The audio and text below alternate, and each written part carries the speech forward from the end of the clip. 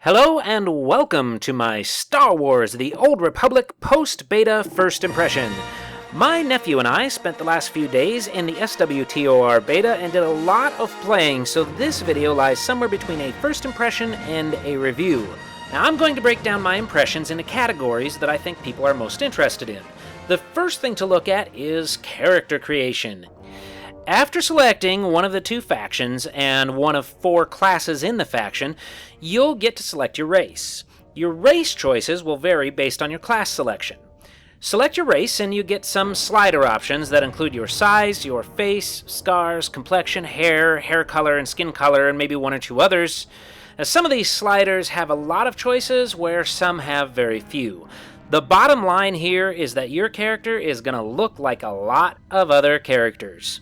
Now here we have my hairstyle selection for my cyborg bounty hunter. And here we have my nephew's selection of hairstyles for his Miraluka Jedi Knight. Yeah, look familiar? Yeah. So for the very first critiquable aspect of TOR, BioWare gets a solid F. Interface. You know, it's almost a broken record with new MMORPGs that the interface sucks. Well, the interface here sucks. When you log in, everything looks fine, which is a good thing because none of it is movable, except for the chat box, which is ironically the clunkiest part of this interface. Now, the chat box may seem like it's positioned well until you add side power bars, which you'll almost certainly need. Now, the chat box is covering the top button of the unmovable action bar. No problem, just move the chat box down into the bottom left corner where it resides in every other game in the world. And this works just fine until you get your pet, whose immovable status bar reside in the bottom left of the screen. At this point, there is no longer any convenient place to put your chat box, especially since it stays in place like a giant chatty eyesore during all of your cutscenes. Now, because most things are positioned well in the first place, except for the chat box, which I think they simply couldn't find a good position for, I do want to give this a good grade. I also like the map. There are things I like about the interface. But the fact of the matter is, interfaces should be movable, and especially when you have no good place for something as large as the chat box. So therefore, I'm only able to give interface a D+. Sound. The sound effects in this game are freaking amazing.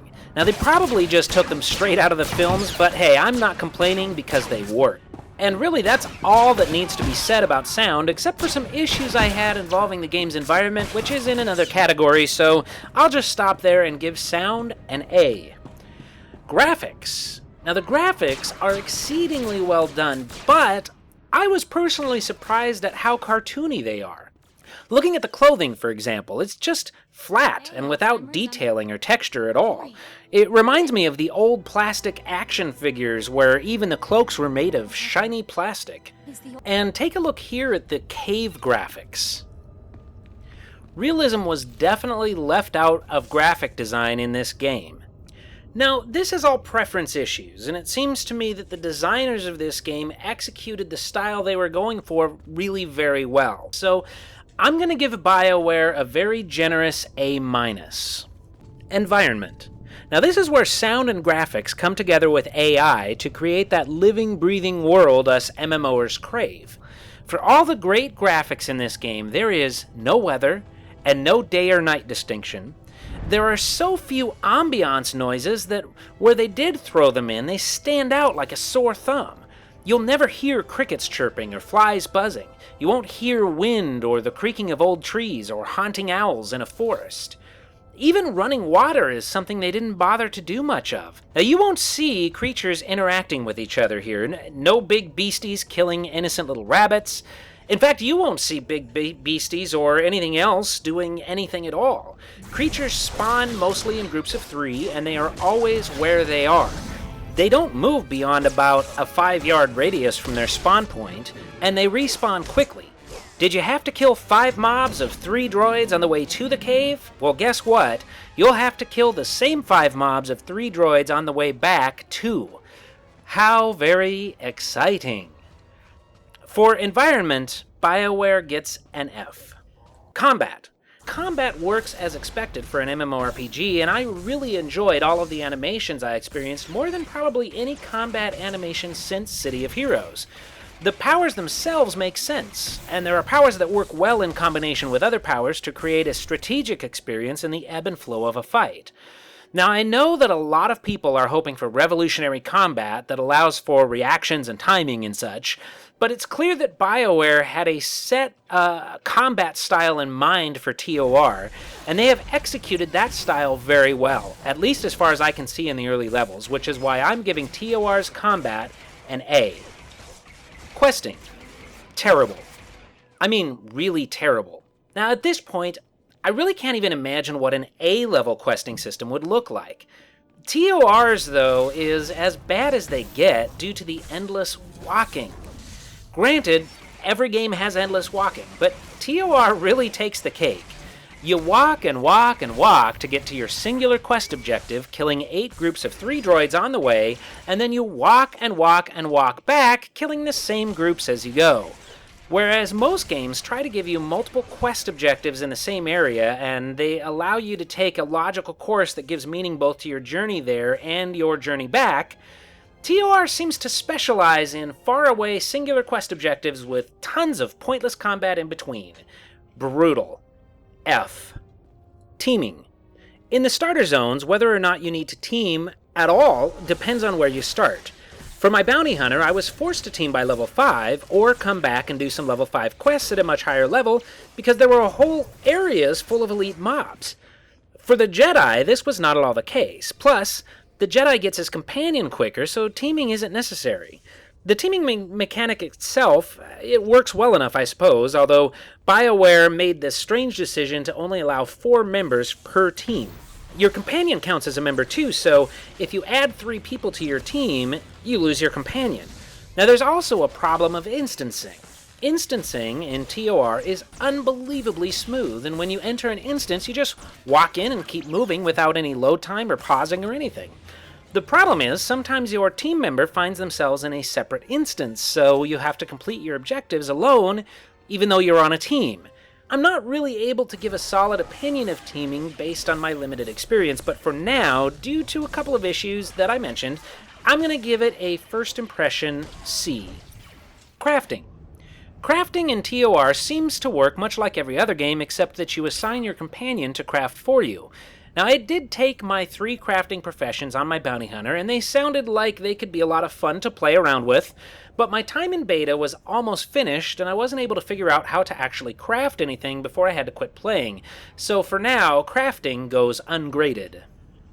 PvP. I queued up for PvP and got into a hut ball battle. I was really surprised that TOR doesn't even pretend that there's any sort of story element or sense of genuine conflict in their PvP environment. Instead, you're in an arena with an announcer, and evidently an audience, playing a competitive game of space soccer against the other faction.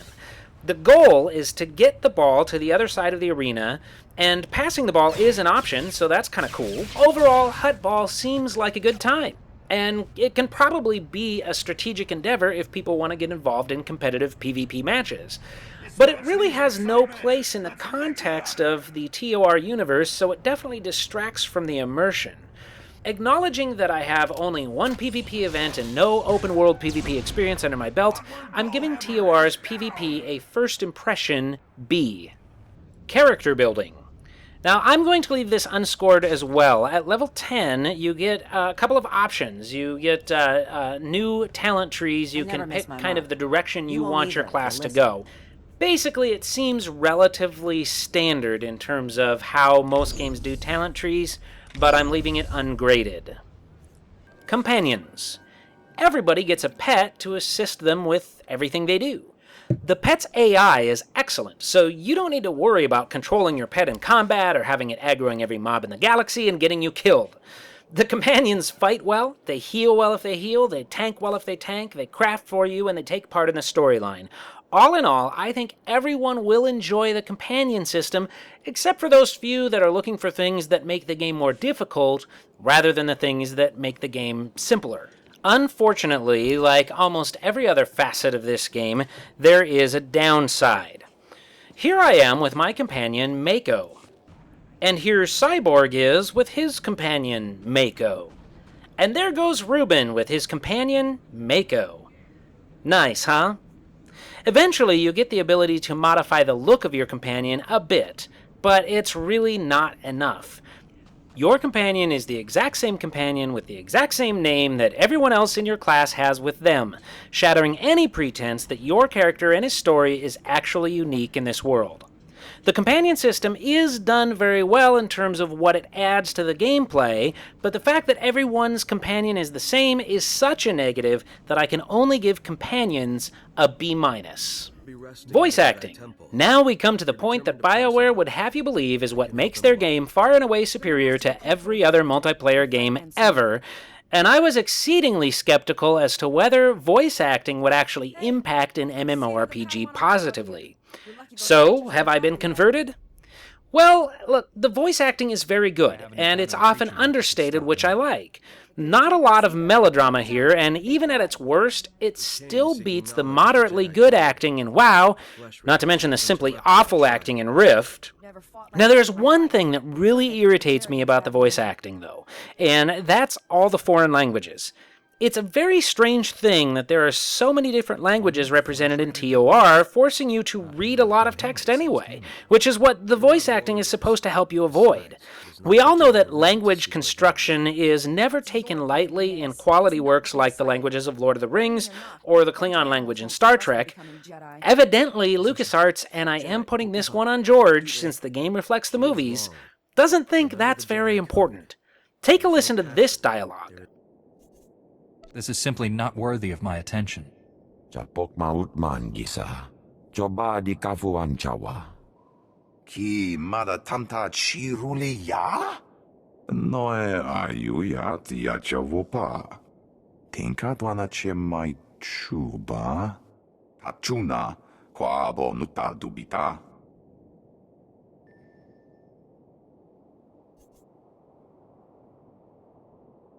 I'll leave you to it then. Ja koga huta pawada o bambaula. Ki fa gutai oto India. Ji wom tahumpa mulira wata wompa. Ji wom tahumpa mulira wata wompa. Kyotopa bubanda bakawanki. Ne umpi bedwana ni bobo chopa uma. Ne umpi bedwana ni bobo chopa uma. Dwana wanki wabdaya tugaloka. Kili wata bunki donko patoga lorda. So for voice acting, I'll award TOR an A, but for implementation of said voice acting as it pertains to the different races in TOR, it gets an F. I will say, though, that as skeptical as I was, I have decided that quality voice acting does add to the experience, and I hope that future MMOs will do much more with voice acting in their games, since there is an awful lot of potential here, and at times, it is a lot of fun. The story. TOR has lots of story. Lots and lots of story. And within the story, they brag up the different choices you'll have to make as you play their game. Now, because of this, I decided I wanted to find out firsthand just how your choices affect your game. So my nephew played a Jedi Knight and always chose all of the kind options as well as all of the light side options. I played a Jedi Knight and always chose all of the nasty and dark side options. What I found was that in nearly every case, the conversations would remain the exact same. Now, I could insult someone or tell them to shut up, and by the time I got to the next conversational option, I would have the exact same choices that my nephew had. Let me show you what I mean. Greetings, Matriarch. Master Orgus Din has sent me to help you fight the Flesh Raiders. So the Jedi finally deigned to recognize my people's suffering. How noble. Nothing to do with the attack on your training grounds, I'm sure. I'm not here to be lectured by you. No, you've come to gain our trust. Learn about your new enemy. My scouts have tracked the Flesh Raiders for months. Watched them grow in strength. I will share what we've discovered. But only if you agree to protect my people. We suffer. Mother, you need rest. Let me carry this burden for you. Let's hope you're more agreeable. You'll find our people stand as one. This is my daughter, Rana Dalven. She and Scout Chief Morint here will speak for me. I must attend to other matters. Personally, I don't care why you've come. As long as you destroy the Flesh Raiders.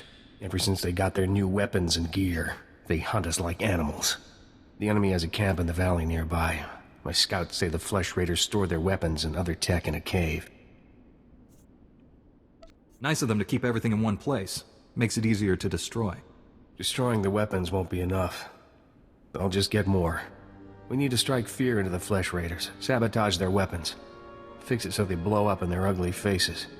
How would we do that? Their technology is standard Republic design. We could overload the power circuits and plasma coils. Here, I'll show you. Sabotage would thin the Flesh Raider numbers and eliminate their technological advantage. If you brought that technology here, we could defend ourselves with those weapons. You would know what to do with weapons like those. We've survived persecution before. We can fight, but we need better weapons. This debate is pointless unless you can get inside that cave. You'll need one of the leader's access keys. Find the Flesh Raider technology and do what you think is best. Good luck, Master Jedi. Greetings, Matriarch. Master Orgus Din has sent me to help you fight the Flesh Raiders.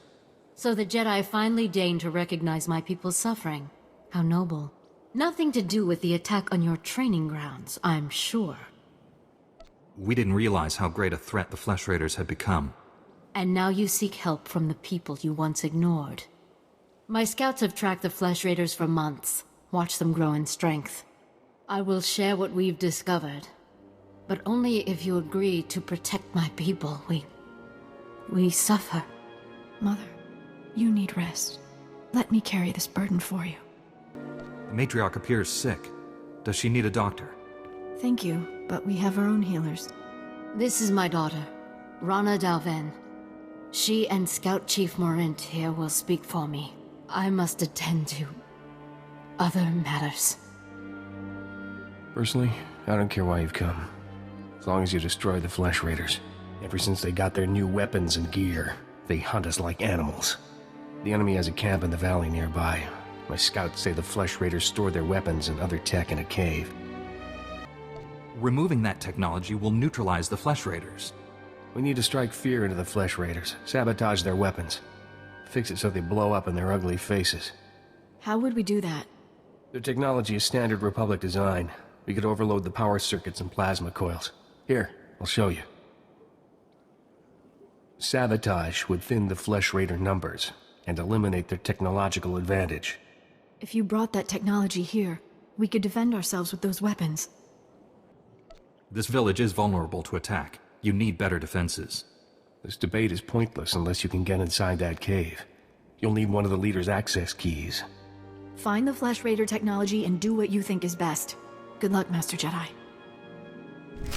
So far, choosing light versus dark choices only have a true impact on your light versus dark score, which only has a true impact on the style of gear you can purchase later in the game. Now, I will note that you can alter the storyline a bit with light and dark choices. In either case, though your quest objectives change slightly, you end up with the same reward.